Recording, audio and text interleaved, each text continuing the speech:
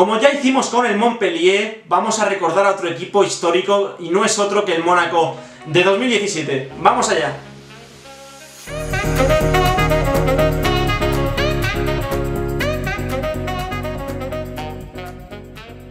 ¿Qué tal? Bienvenidos y bienvenidas a un nuevo vídeo de fútbol francés. Soy Andrés Onrubia. Recordemos que estamos en cuarentena todavía, pero queremos hacer una nueva sección en el canal para que os guste a todos. Me lo habéis preguntado mucho, me lo habéis recomendado mucho. Es como ya recordamos al Montpellier de 2012. Hoy tenemos que hablar de otro equipo histórico y quizá el que más mérito tiene de haber ganado una liga francesa en los últimos años, porque no es otro que el Mónaco de 2016-2017, un equipo que prácticamente desafió a un PSG que parecía que su dinastía iba a ser duradera y que se iba a prolongar durante muchísimos años, y el conjunto monegasco supo, con un equipo muy marcado, con un 4-4-2 muy marcado que ahora recordaremos, siendo un equipo que no solo ganó la Liga Francesa, que eliminó a Dortmund y a Manchester City en la Copa de Europa, que fue un equipo muy ofensivo, que no temporizaba absolutamente nada, con un equipo de autor formado por Leonardo Jardín. Y como hicimos con el Montpellier, tenemos que hablar hoy con Ander Cotorro de aquel equipazo que nos prácticamente quedará para los análisis de la historia del fútbol francés.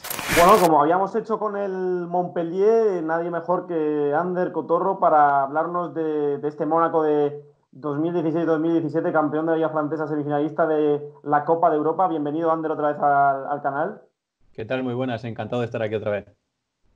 Y vamos a hablar del segundo equipo, como ya hablamos del Montpellier, que le ha conseguido quitar una Liga Francesa al PSG desde la llegada del Jeque. Yo creo que la del Montpellier, pues bueno, fue la primera, esa yo creo que como referencia no podemos tenerla, pero esta ya era una liga con un PSG que estaba machacando todos los registros en el fútbol francés, y que en aquella temporada llegó Unai Emery para cambiar las tornas, para intentar competir en Europa por fin, porque con la Gaulle Blanca habían sido 3 años y 3 decepciones en cuartos de final, la última ante el Manchester City, una eliminatoria muy extraña, porque en la vuelta había puesto 3 centrales contra el City cuando no lo había hecho en toda la temporada. Pero bueno, llega Emery, hacen un equipo bastante competitivo el PSG y el Mónaco, que a priori es verdad que se gasta 50 millones, pero solo 2 de esos fichajes, que eran Sylvie y Mendy, acaban como titulares importantes en el equipo. Y bueno, se preludia una liga francesa en la que el PSG es máximo favorito y nadie espera que este Mónaco acabase haciendo lo que hizo. Exactamente es lo que comentas, un PSG que venía de años gloriosos con Laurent Blanc. Es el primer año que no está Ibra, cuando ya se marcha al Manchester United, creo que es libre, y el Mónaco venía de un poco reformularse después de aquellas inversiones que hizo por Falcao y James Rodríguez. Estaban apostando un poco más por talento joven, venían de hacer ya un año bastante interesante en la Champions, aquel 2015 que llegan, o que caen también contra la Juve en, creo que son cuartos de final, después de eliminar al Arsenal. Sí. Y en esta temporada ya están un poco más, por así decirlo, consolidados. Los jugadores empiezan ya a conocerse un poco más. Vuelve Falcao después de estar en el Chelsea, donde no lo hizo del todo bien, pero al final, tú ves los nombres que tenía aquel Mónaco y te sale un equipo, por lo que sabes que son hoy en día los jugadores, bastante interesante.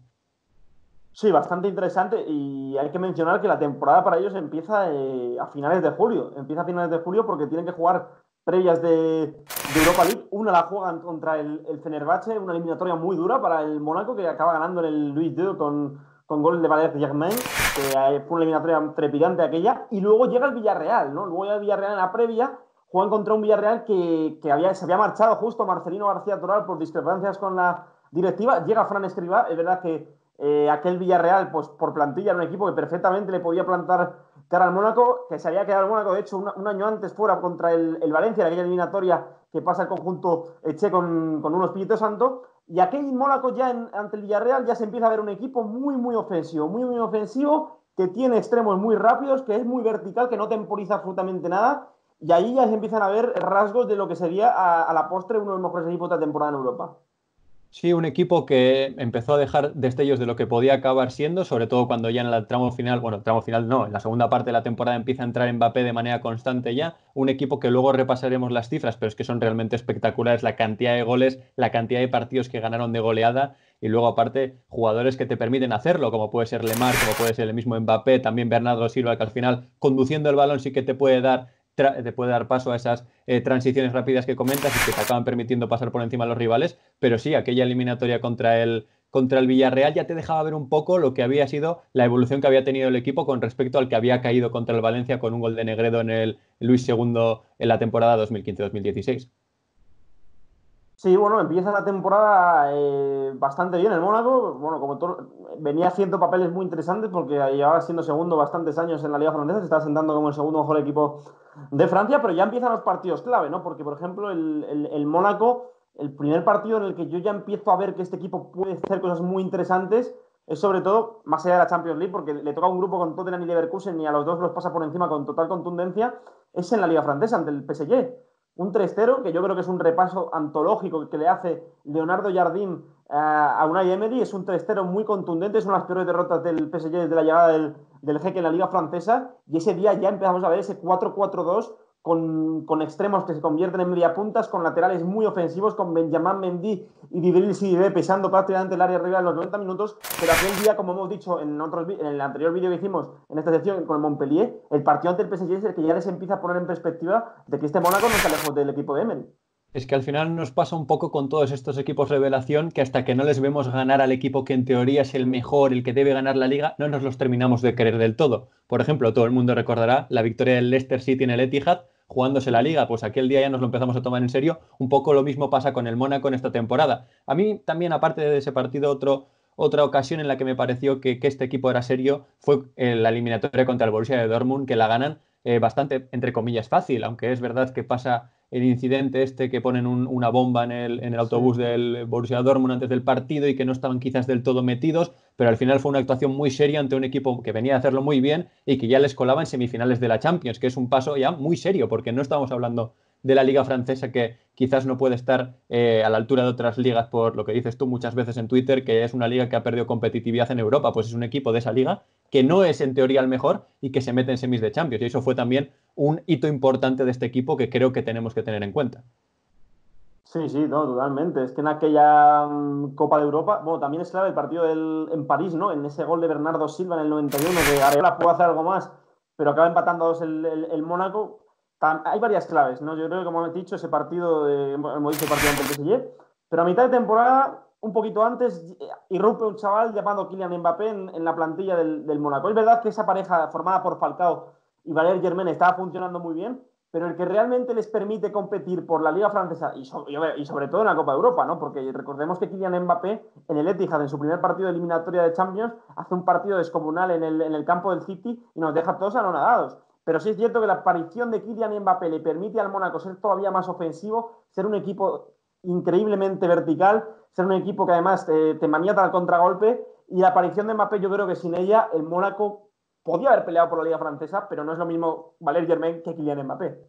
Hombre, al final cuando aparece un chico de 18, 19 años y te marca 26 goles en su primera temporada como jugador del primer equipo, de que entra ya en el 11, de que empieza a Sí. participar, es que es otro nivel y te da ese empujoncito que tú comentas para acabar conquistando un título como puede ser una liga.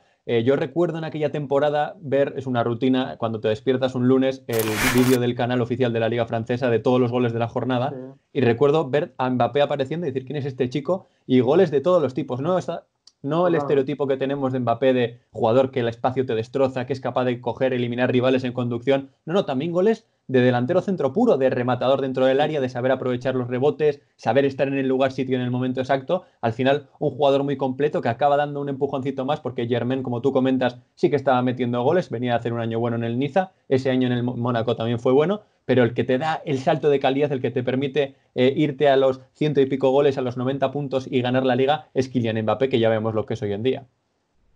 Sí, un delantero que rompió todos los registros en Liga, en Copa también recuerdo que en un 7-0 ganó al Dijon, el Mónaco metió 3 goles, batió prácticamente todas las marcas de la Liga, luego se proclamó campeón de Europa sub-19 con la selección francesa un año antes, o sea, venía a hacer cosas interesantes, pero claro, este Mónaco era un equipo muy marcado, ¿no? Porque el 11 no lo sabemos de memoria, quizás si a lo largo de la temporada hubiese sufrido una lesión importante, cualquiera de los jugadores que no la sufrió, pues estaríamos hablando de un equipo bastante más frágil porque era muy marcado, todos tenían su función.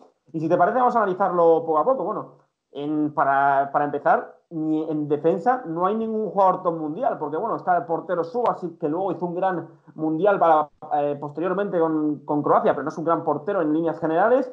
Lateral derecho Sidibé, que esta temporada yo creo que dio un nivel irreal, porque luego en la Premier League no ha vuelto a ser el mismo futbolista. Lateral izquierdo Benjamin Mendy, que quizás ha sido otro de los jugadores que sí ha dado ese nivel fuera del Mónaco, pero que por las lesiones tampoco le ha permitido rendir. Y bueno, la línea de centrales. Yo creo que, yo siempre lo mencioné en aquella temporada, Glick y Jemerson eran dos centrales que jugaban siempre a campo abierto, pero tenían a un jugador o un amuleto que se llamaba Fabinho, ¿no? Ellos podían ir a las bandas, a las coberturas, a hacer las coberturas a los laterales, porque tenían un Fabinho que era inconmensurable, ¿no? Y claro, cuando se fue Fabinho del Mónaco, Glick y Jemerson bajaron muchísimo su nivel. Claro, y además tienes por delante a un jugador como es Bakayoko que por si acaso algún día tiene de uno de estos partidos extraños Fabinho, también puede coger él esos sitios, puede guardar las coberturas y demás. Es una pareja de centrales, como dices tú, que no es de nivel top ni mucho menos, son jugadores más pesadotes que otra cosa, que a campo abierto pueden sufrir, pero que son pegajosos en la marca y que aquel año encima, si lo sumas a que todo el equipo funciona como un reloj bien montado, pues ofrecen un rendimiento maravilloso. En lo demás estoy muy de acuerdo contigo porque Sidibé no ha vuelto a ser ni de lejos el de aquel año y Benjamín Mendy sí que ha tenido algún que otro partido que dices, jo, este chico vale, e incluso para que Pep Guardiola apueste por él como su lateral izquierdo, algo tienes que tener, pero lo que tú comentabas, las lesiones no le han dejado tener continuidad, nada de nada. Subasic, el portero con el que ascendieron, si no me equivoco, a Liga en 2013, portero titular de Croacia, que siempre está en el límite entre ser top y ser un portero bueno sin más, Sí. pero que aquel año estuvo muy bien y que pues, para estos equipos siempre hace falta que el portero pare balones clave y Subasic, sobre todo en Liga, lo hizo. Sí, era una defensa que, verdad, que tampoco era el Mónaco un equipo que encajara pocos goles, porque sí es cierto que encajó, no fue de más goleados, pero sí tuvo partidos en los que encajó algunos goles y se mostraron esas fisuras de defensividad, pero vamos con el centro del campo, ¿no? Lo hemos dicho, Fabinho era el amuleto de los centrales, era el jugador que llegaba a todos los balones. De hecho, en aquel Jardín le había convertido en centrocampista por circunstancias en un Arsenal Mónaco de Copa de Europa años atrás, en el que hace una exhibición tremenda y a partir de ahí empezamos a ver que es mejor mediocentro que lateral, porque yo creo que tú estás de acuerdo, de lateral derecho no tenía mucho recorrido que el jugador, era un lateral, bueno, sí que te llegaba, pero que era muy normalito en el aspecto técnico. Y luego Bakayoko a su lado, yo creo que como has mencionado antes, Bakayoko era quizá, entre comillas, el eslabón débil de ese centro del campo, pero claro, como tenías a Fabinho por detrás, Bakayoko es un jugador que le gusta muchísimo amasar la pelota y conduce mucho y no la suelta, y eso le permitía a Bakayoko jugar en campo rival, asentarse, aportar esa potencia que tenía, y claro, teniendo a Fabinho por detrás, pues tenía más libertad y no tanto riesgo como a lo mejor ha tenido a lo largo de su carrera luego en el Chelsea o en el Milan. Sí, y si además le sumas que en un rendimiento quizás algo irreal robaba bastantes balones porque se le veía que recuperaba, que era un poco...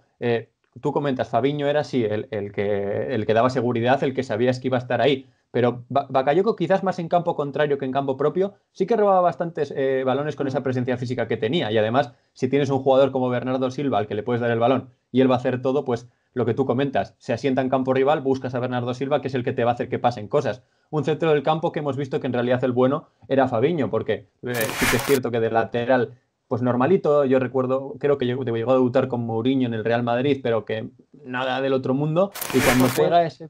Dime, Luis, sí, sí. Luis Campos, que está director deportivo en el Mónaco, fue el que trajo a Fabinho al Madrid, que le trajo lateral derecho para el Castilla y luego le recuperó para la causa en el Mónaco, porque Luis Campos fue entrenador del Rio Ave hace muchos años y conoce bastante la cantera del conjunto portugués.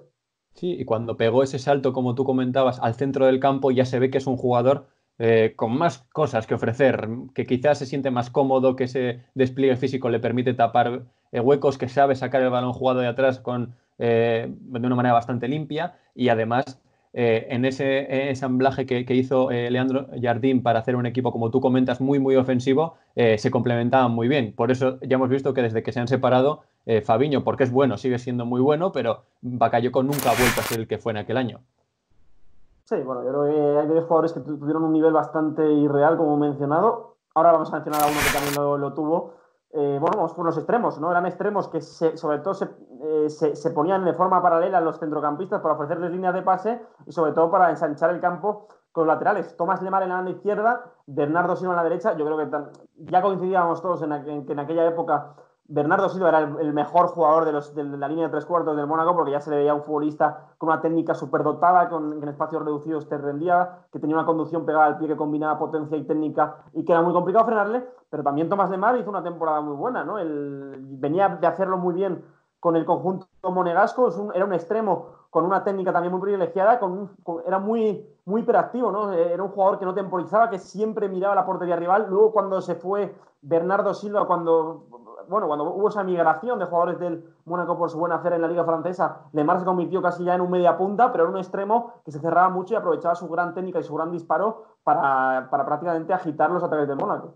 Y sobre todo esa hiperactividad que tú comentas te viene muy bien cuando juegas a lo que jugaba el Mónaco, que es a ser vertical, a ir siempre buscando un gol más, un gol más. Si puedo meter 5, meto 5. Y al final eso te va muy bien cuando tienes lanzadores como puede ser el propio Bernardo Silva, que también es un jugador que le gusta más, aunque parta desde banda, moverse por posiciones interiores y ahí, claro, puedes filtrar pases a Mbappé, a Falcao, al propio Lemar y al final, tanto jugador de calidad más jugadores en buen momento, por ejemplo, Falcao es un jugador que aunque pasen los años necesita muy poco dentro del área para hacerte gol. Mbappé, ¿qué te voy a decir? Pues súmale eso a un Lemar, como dices tú, que estaba en un estado de forma ideal y que le gustaba mucho meterse en esas zonas. Pues al final, juntando todo un poco, consigues ese ritmo anotador que tenía el conjunto monegasco, que es que era prácticamente, vamos, es que no lo han podido reeditar desde aquella temporada.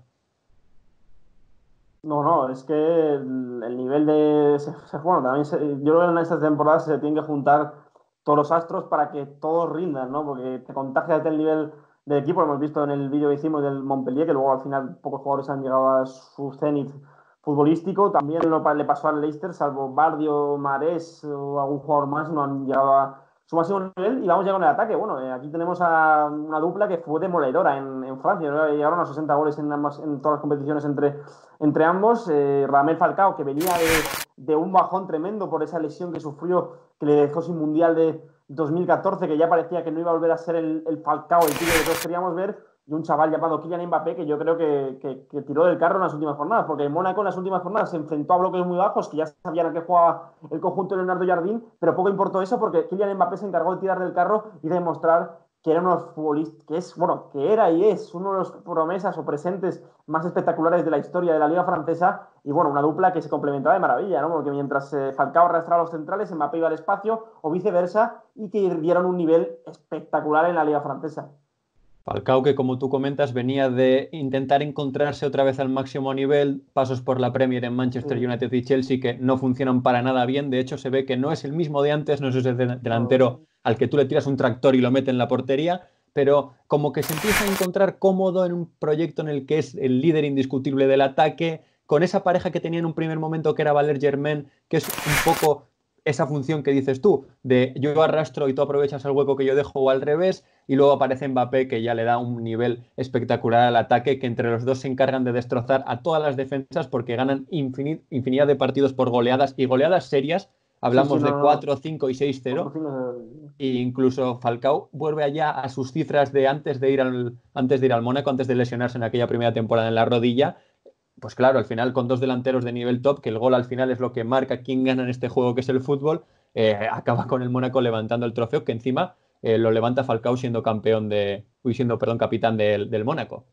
Sí, hay una imagen en el vídeo cuando el Mónaco se fue campeón, yo creo para la historia del fútbol francés, ¿no? Que es Falcao llorando, ¿no? Falcao llorando porque desde aquella lesión Falcao era un jugador que en el Atlético pues, igual te recibía entre líneas y te generaba jugadas de mucho peligro, ¿no? Era un futbolista que fuera del área era determinante, pero que después de la lesión perdió mucho ritmo, perdió mucha velocidad, se tuvo que reciclar en el área y aquella temporada pues es la única que ha dado un buen nivel, ¿no? De la lesión de rodilla, porque luego verás que tuvo cifras de 12, 13 goles, pero no era el mismo Falcao que en aquella temporada pues le miró de tú a los grandes de Europa. Y bueno, para acabar ya, Ander, ¿tú crees que este Mónaco, si hubiese tenido un poquito más suerte en semifinales ante la Juve, podía haber plantado cara en una hipotética final al Real Madrid?